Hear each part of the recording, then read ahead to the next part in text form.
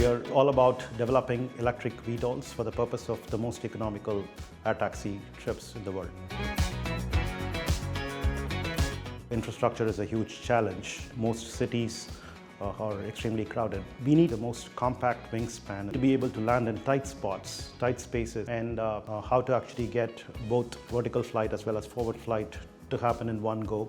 So we will mimic the environmental condition to simulate what's the altitude from the ground and what is the local temperature, what is the pressure, and what's the velocity it is going to fly in the forward velocity.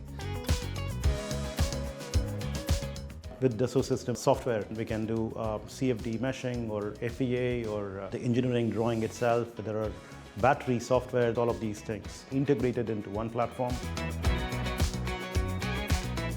Dassault Systèmes is best software for aero design, and it is helping to improve the performance of our aircraft and efficiency.